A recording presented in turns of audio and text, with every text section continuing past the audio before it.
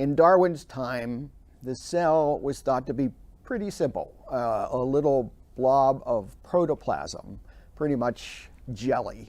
And so many thinkers of that age supposed that life could arise pretty easily, spontaneously, and then maybe forces could shape it in this way and that way. So Darwin's theory of natural selection acting on random changes, random variations in nature, seemed pretty plausible given the level of knowledge of biology 150 years ago.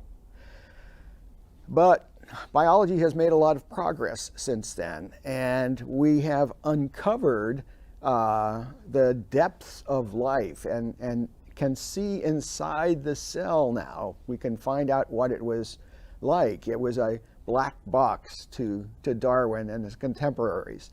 And what science has found is that there are machines in there, literally machines made out of molecules, little trucks and buses that take supplies from one side of the cell to the other. They're little signposts made out of molecules that signal whether the truck or the bus should turn right or turn left. And there's information in DNA. None of this was known to Darwin or his contemporaries.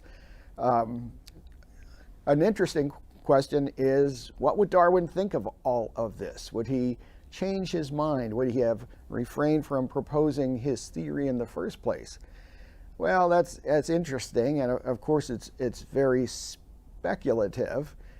It's essentially saying, what if Darwin knew that inside the cell there were little molecular watches and other machinery that William Paley would point to as evidence of design? Well, he might have hesitated a bit more, but his intellectual descendants have kind of gradually accustomed themselves to taking the complexity of the cell for granted and thinking that, somehow it would slowly be put together in a Darwinian-like fashion. So it seems that whenever new information comes along slowly enough, then people stick to their old ideas and just try to stuff new findings into the same old theory if they can't think of anything better to describe it, or if the thing they can think of to describe it better is for some reason philosophically unacceptable to many of them. So if Darwin suddenly had a flash of imagination and saw the complexity of the cell in his day, he might have backed off from his theory.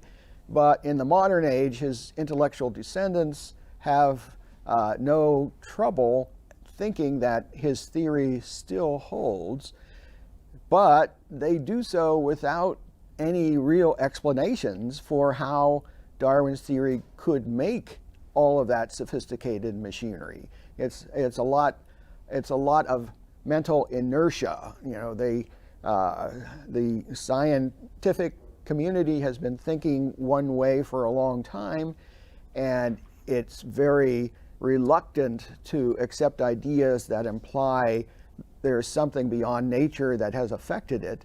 And so they continue forward with the same idea, even though the very basis of life is radically different than what Darwin and his contemporaries thought.